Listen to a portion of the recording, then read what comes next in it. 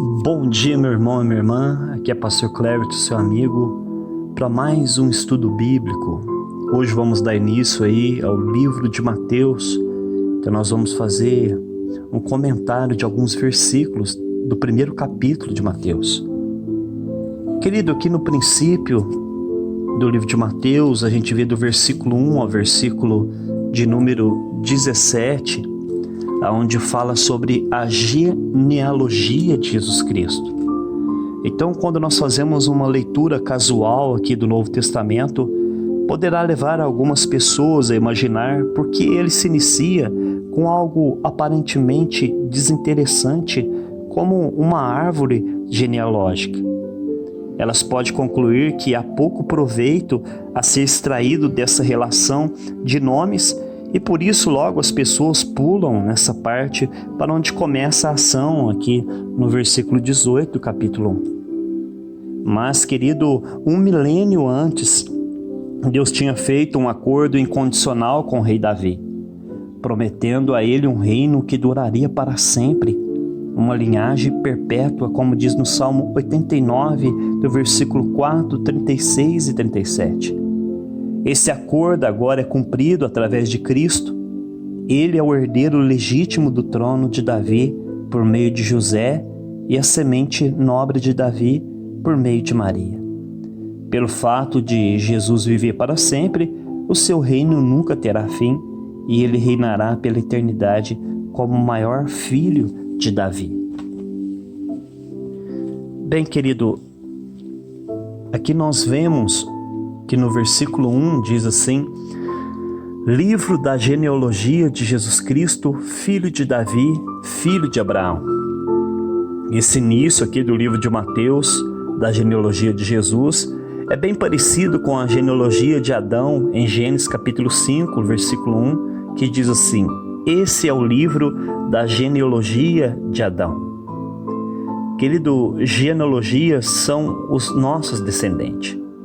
Paulo diz em 1 Coríntios capítulo 15, versículo 45, que o primeiro homem, Adão, se tornou um ser vivente, ou seja, foi criado por Deus do pó da terra, e por isso ele era terreno. Mas Paulo diz que o último Adão, Jesus Cristo, é espírito vivificante, ou seja, foi gerado pelo Espírito Santo no ventre de Maria, e por isso ele veio do céu. Gênesis, querido, apresenta o primeiro Adão. Mateus apresenta Jesus, o último Adão. O primeiro Adão foi o cabeça da primeira criação, a criação física. Cristo, porém, o último Adão, é o cabeça da nova criação, a igreja, que é o corpo de Cristo, uma criação espiritual. No livro de Romanos, capítulo 5, versículo 19, Paulo disse que pela desobediência de Adão, todos nós, a humanidade, se tornaram pecadoras. Mas por meio da obediência do sacrifício de Jesus Cristo por nós na cruz, muitos se tornarão justos, a saber, aqueles que creem no seu nome. Aqui no versículo 1 ainda, do capítulo 1, a parte B do versículo, diz que Jesus Cristo era filho de Davi, filho de Abraão. Querido, o tema do Evangelho de Mateus é Jesus Cristo, não somente de Mateus, mas de toda a Bíblia. Jesus em hebraico significa Yeshua, que significa Salvador. Cristo em hebraico significa Messias, ungido de Deus, tão esperado por Israel. O título Filho de Davi está associado com a linhagem do trono do rei Davi, que seria o Messias de Israel. E o título Filho de Abraão apresenta Jesus como cumprimento da promessa feita a Abraão em Gênesis capítulo 12, versículo 3, que diz assim: de ti, da sua descendência, serão abençoadas todas as famílias da terra. Jesus é o descendente que Deus prometeu a Abraão para salvar toda a humanidade. Querido, outro fato interessante aqui nessa genealogia é que 4 mulheres são mencionadas: Tamar, Raabe, Ruth e Betseba. Primeiro, querido, é interessante que naquele tempo as mulheres raramente eram mencionadas nas árvores genealógicas orientais, como por exemplo na genealogia de Adão em Gênesis capítulo 5, ali não se menciona o nome de mães e de mulheres. Em segundo lugar, é interessante porque 2 dessas mulheres, Tamar e Raabe, eram prostitutas. Uma delas, Betseba, gerou um descendente de Jesus através de adultério com Davi, chamado Salomão. E a última mulher, Ruth, era moabita, ou seja, era gentílica, não era da descendência de Abraão.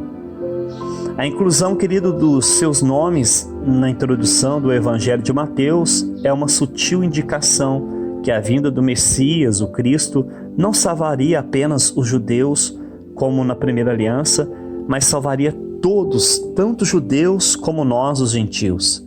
E também revela a missão principal de Jesus Cristo, que Deus enviou ele ao mundo para salvar os perdidos e pecadores, como as prostitutas Tamar, Raabe, a adúltera Betseba.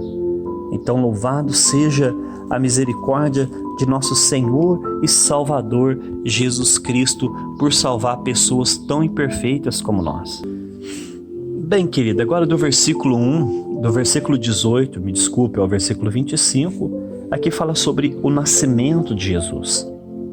O versículo 18 diz assim: o nascimento de Jesus Cristo foi assim. Maria, sua mãe, estava prometida para casar com José, mas antes de se unirem, ela se achou grávida pelo Espírito Santo. O nascimento de Jesus Cristo, querido, foi diferente de qualquer outro nascimento aqui na terra, pois foi um nascimento virginal. É isso mesmo, a profecia do profeta Isaías, no capítulo 7, versículo 14, que diz que eis que uma virgem conceberá, se cumpriu literalmente naquele dia. Aqui diz o texto que Maria estava comprometida para casar com José. Nos tempos, querido, do nascimento de Jesus, o noivado era uma forma de compromisso bem mais sério do que no dia de hoje. E só podia ser desmanchado através do divórcio. Mas antes de se unirem, Maria se achou grávida pelo Espírito Santo, diz o texto. Apesar do casal de noivos, Maria e José, namorarem juntos até que a cerimônia do casamento acontecesse, a infidelidade por parte de um dos noivos era tratada como adultério e naquele tempo era passível de morte. Então, querido, uma nuvem de suspeita e escândalo pairava sobre Maria. Imagine você, meu irmão, na situação de José. Você está noivo, com o casamento marcado, e de repente a sua noiva chega em você e diz: amor, estou grávida. Mas não se preocupe não, pois estou grávida do Espírito Santo. Com certeza eu acho que seria difícil você aceitar essa situação, pois nunca ocorreu na história da humanidade um nascimento virginal sem um pai biológico. Quando as pessoas veem uma mulher solteira grávida, havia uma única explicação: quem é o pai da criança? No versículo 19, querido, diz que José é com quem Maria estava para se casar, sendo um homem justo e não querendo envergonhá-la, ela em público, resolveu deixá-la sem que ninguém soubesse. Até José, querido, não sabia ainda a verdadeira explicação sobre a gravidez de Maria. Talvez ele poderia ter ficado indignado com sua noiva em dois aspectos. Primeiro, por sua aparente traição a ele, pois esse negócio de ficar grávida pelo Espírito Santo ele não estava colando, não. Em segundo aspecto, apesar de José ser inocente, seria quase inevitável que ele fosse acusado de cumplicidade do pecado de traição de Maria. Mas o seu amor por Maria era tão grande, diz o texto, que ele resolveu deixá-la sem que ninguém soubesse. Talvez José mudaria de cidade fugindo à noite. José queria evitar a desgraça pública que era o apedrejamento de Maria, que normalmente ocorreria com a ação da denúncia. No versículo 20, querido, nós vemos aqui que diz no texto que enquanto ele refletia sobre isso, eis que lhe apareceu em sonho um anjo do Senhor dizendo: José, filho de Davi, não tenha medo de receber Maria como esposa, porque nela foi gerado do Espírito Santo. Então, querido, enquanto esse homem de Deus gentil e pensativo preparava sua estratégia para proteger Maria, o mesmo anjo então que apareceu a Maria, agora lhe aparece em sonho chamando ele de filho de Davi, despertando assim a sua consciência para a sua descendência do rei Davi, de onde viria o Messias de Israel. O anjo disse a ele para não duvidar de Maria, pois o filho que ela geraria era obra do Espírito Santo. No versículo 21, nós vemos aqui que o anjo diz que ela dará à luz a um filho e você porá nele o nome de Jesus, porque ele salvará o seu povo dos pecados deles. Então, querido, nós vemos aqui que o anjo então revelou a José o sexo do bebê, o seu nome e a sua missão antes mesmo dele nascer. Seu nome seria Jesus, que significa Jeová é o Salvador. Em concordância com seu nome, ele salvaria o seu povo dos pecados, disse o anjo. Essa criança, na verdade, era o próprio Deus visitando a terra a fim de salvar a humanidade da penalidade do pecado, porque está escrito em Romanos que o salário do pecado é a morte. Então, ele salvaria do poder do pecado, porque o pecado não tem poder sobre os cristãos. E por fim, quando Jesus voltar, o Senhor vai nos salvar da presença do pecado, pois no céu não haverá mais pecado. No versículo 22 e 23, a gente vê que à medida que Mateus narra os eventos, ele percebeu que uma nova época, uma nova era ia começar na história da humanidade. Pois as palavras de uma profecia de Isaías, que já estava adormecida há 700 anos atrás, agora estava sendo cumprida em seus dias. A profecia de Isaías, no capítulo 7, versículo 14, incluía o milagre virginal, pois dizia assim: eis que uma virgem conceberá. Falava também do sexo do bebê, pois dizia, e dará à luz a um filho e não uma filha. E também o profeta falava do nome do bebê, porque dizia que ele seria chamado pelo nome de Emanuel. Então Mateus explica aquilo que Isaías não explicou, que era o significado do nome Emanuel, que significa Deus está conosco. Ou seja, Deus estava visitando e habitando na terra através de Jesus Cristo.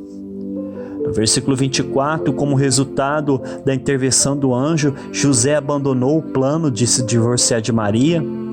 Ele então continuou noivo até o nascimento de Jesus e depois eles se casaram. E no versículo 25, para finalizar, a gente vê que o ensino que Maria permaneceu virgem pelo resto da vida é descartado pela consumação do seu casamento mencionado nesse versículo. Existem outras referências bíblicas, meu irmão, como Mateus 12, 46, Mateus 13, 55 e 56, Marcos capítulo 6, versículo 3 e outras ainda, onde indica que Maria teve outros filhos com José. Então foi assim que o Messias nasceu. O Deus eterno entrou no tempo. O onipotente se tornou um bebezinho, se revestindo de humanidade para poder salvar os pobres pecadores. Querido, para concluir a lição de hoje, o que nós aprendemos hoje? Hoje nós aprendemos na genealogia de Jesus que Deus não tinha apenas uma aliança com os judeus, filhos de Abraão, mas ele resolveu fazer uma nova aliança com toda a humanidade. Aprendemos que Jesus veio salvar os pecadores como nós arrependidos, como Raabe e Betseba. Aprendemos também, querido, que Deus tinha um sonho a realizar, que era um plano de salvação para toda a humanidade, e que Maria e José faziam parte desse plano. Mas para realizar os sonhos de Deus existe um preço a pagar. Por isso Maria, ao ficar grávida pelo Espírito Santo, correu o risco de perder em primeiro lugar o seu noivo José, e também depois a sua própria vida por traição. Maria era inocente, mas o inimigo se levantava contra a vida dela. Irmão, muitas vezes nós também pagamos o preço por viver os planos de Deus em nossas vidas. Por querer viver em santidade e justiça, o mundo nos confronta, nos persegue, porque o mundo vive em oposição à santidade e à justiça de Deus. Nós vemos também que José sofria por achar que Maria havia traído ele e que ele estava à beira de abandonar a sua amada noiva secretamente pela madrugada. Mas aprendemos hoje, querido, o que Paulo diz aos Romanos em sua epístola, no Romanos capítulo 8, versículo 28, que todas as coisas cooperam para o bem daqueles que amam a Deus, daqueles que são chamados segundo o seu propósito. Querido, Deus tinha um sonho, um projeto, e Maria e José faziam parte desse grande propósito. Então Deus estava no controle de todas as circunstâncias. A princípio parecia que tudo iria dar errado, mas no final vemos o Senhor enviando o seu anjo para resolver o problema que surgiu no relacionamento de Maria e de José. José então entendeu que tudo aquilo que eles estavam vivendo, na verdade, fazia parte dos planos de Deus na vida deles. Irmãos, muitas coisas que estamos vivendo hoje faz parte dos planos de Deus em nossas vidas. Basta nós orarmos e pedirmos sabedoria e revelação de Deus sobre o porquê de cada problema. Amém? Que Deus abençoe e até amanhã, se assim Deus permitir.